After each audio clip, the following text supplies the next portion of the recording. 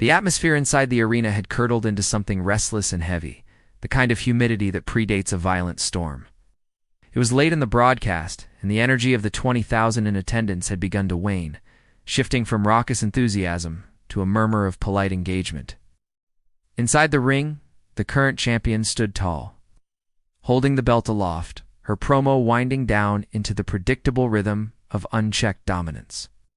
The commentary team filled the dead air with standard platitudes about dynasties and unstoppable forces, but their voices lacked conviction, sounding tinny against the growing indifference of the crowd. There was a palpable void in the building, a sense that the narrative had hit a wall and was waiting for a demolition crew that wasn't scheduled to arrive. The production crew began queuing up the graphics for the next segment. The cameramen loosened their grip on the rigs, and security guards near the barricade shifted their weight, expecting the night to fade quietly into the commercial break. It was in this vacuum of expectation that the unease began to settle. It wasn't a sound, but a feeling, a sudden drop in the ambient noise floor. The champion in the ring paused mid-sentence, the microphone drifting an inch away from her lips. Her eyes darting toward the entrance ramp, not out of fear, but out of confusion. The massive LED boards flickering around the arena didn't glitch or explode. They simply dimmed, slowly suffocating the light until the ring was left in a pool of stark, isolated gray.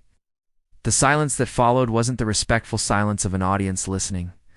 It was the confused silence of a crowd wondering if something had gone technically wrong. The air conditioning hummed, a low mechanical drone that suddenly sounded like a roar in the quiet. No one cheered, no one booed.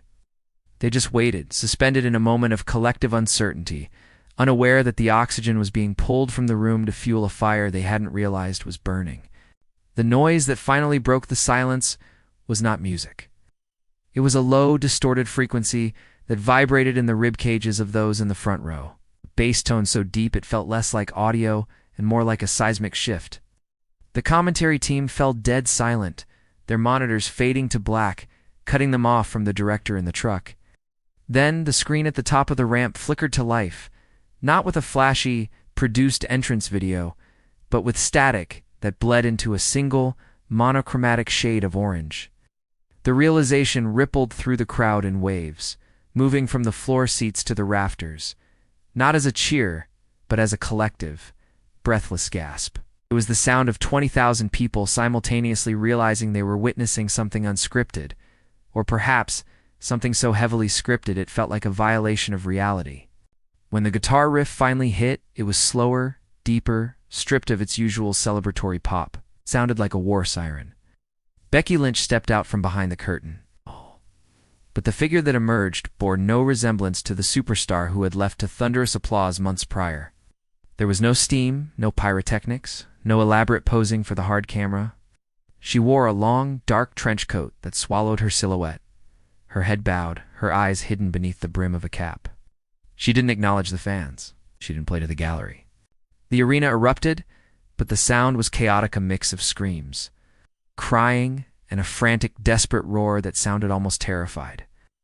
It was the reaction reserved for a force of nature, not a sports entertainer. She walked with a terrifying, methodical purpose, her boots thudding against the steel ramp with a rhythm that suggested she wasn't there to compete. She was there to collect a debt that the entire division had forgotten it owed.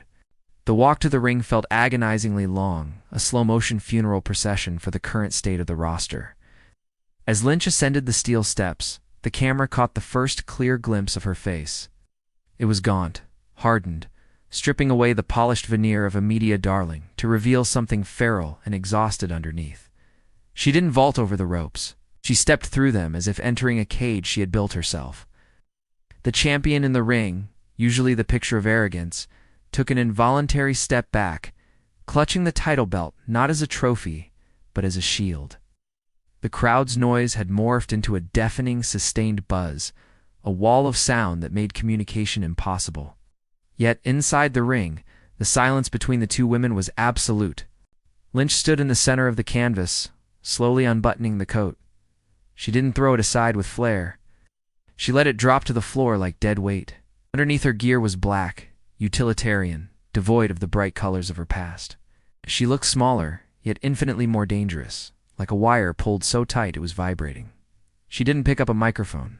She didn't need to verbalize the threat because her presence was the statement. She simply stared at the champion, a look devoid of anger, but filled with a cold, clinical disappointment. It was uncomfortable to watch. The commentary team, finally recovering their audio feed, spoke in hushed whispers, afraid to break the tension. This wasn't a wrestling match setup. It felt like an intrusion on a private moment of reckoning. The fans stopped chanting Becky and started watching with their hands over their mouths, witnessing a transformation that felt too personal, too raw, and entirely unsafe for everyone involved. While the arena remained in a state of shock, the backstage area dissolved into immediate, frantic chaos. The gorilla position, usually a place of controlled direction, was a hive of shouting producers and scrambled rewrite teams. The script for the next 3 months had just been incinerated in the span of 3 minutes.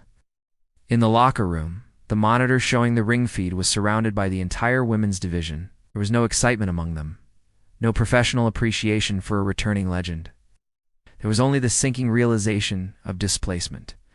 Young stars who had spent the last year clawing for minutes on television watched their opportunities evaporate in real time. They saw the look in Lynch's eyes and knew the hierarchy hadn't just shifted. It had been decapitated. The tension bled into the hallways. Makeup artists stood frozen with brushes in hand.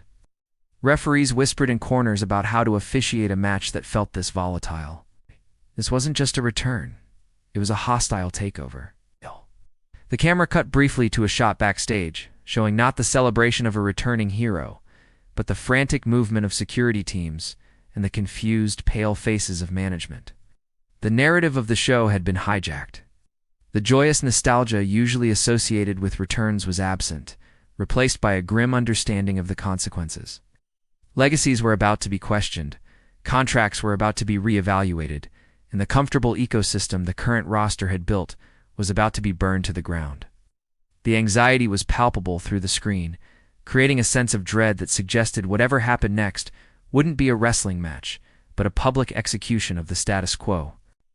The broadcast ended not with a finisher or a brawl or a triumphant pose on the turnbuckle. It ended with stillness. Lynch never threw a punch. She simply stepped forward, invading the champion's personal space until their foreheads were inches apart, and whispered something that the microphones couldn't pick up. The champion's face crumbled not in pain, but in realization. The fear in her eyes was the fear of a child realizing the adults had lied to them about how the world works. Lynch turned, looked directly into the hard camera with eyes that looked like shattered glass, and walked away, leaving the champion alone in the ring with a title that suddenly felt meaningless. The screen faded to black in total silence. No copyright graphic, no theme music, just the void. The viewer was left sitting in the quiet of their own room, feeling the weight of what they had just seen. This wasn't a viral moment designed for social media clicks. It was a mirror held up to the industry. The return wasn't about reclaiming a championship. It was about the horrific burden of being the one who matters most. It forced the audience to realize that we clamor for our heroes to come back, demanding they sacrifice their bodies and their peace for our entertainment, never stopping to ask what they lose in the process. Becky Lynch had returned, yes, but the woman who walked down that ramp wasn't there to save us. She was the ghost of everything the business consumes, standing there as a living reminder that the price of immortality is that you never actually get to leave. And now, neither do we.